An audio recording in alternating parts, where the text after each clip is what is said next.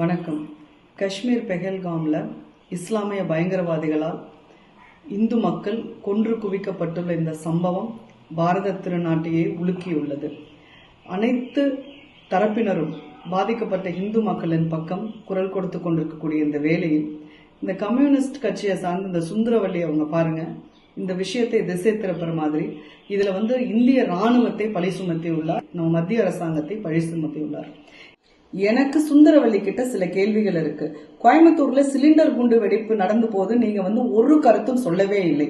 வேங்கை வயல்ல நீர் தொட்டியில மனித மலம் கலந்த போது நீங்க தொடர் மௌனம் காத்து வந்தீங்க. இவ்வளவு ஏங்க? அண்ணா யூனிவர்சிட்டியில ஒரு இளம் பெண் கற்பழிக்கப்பட்ட போது தமிழகமே யார் அந்த சார் அப்படின்னு கேள்வி கேட்ட போது நீங்க தொடர் மௌனம் காத்து கொண்டிருந்தீர்கள். இதெல்லாம் விடுங்க. பொன்முடிங்கிற திமுக அமைச்சர் இந்துக்களை பெண்களை மிக மட்டமாக பேசினார். அப்பெல்லாம் வாயை பொத்திட்டு இருந்தீங்க. இப்ப மட்டும் ஏன் கேள்வி கேட்கறீங்க? நான் சொல்லட்டுமா?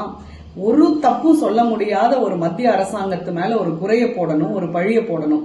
அது போக ஆல்மோஸ்ட் மூழ்கி போகக்கூடிய ஒரு திமுக அரசை தூக்கி நிறுத்தறதுக்கு ஏதாவது ஒரு கருத்தை சொல்லணும் அப்படிங்கறதுக்காக உங்க விசுவாசத்தை காமிக்காதீங்க.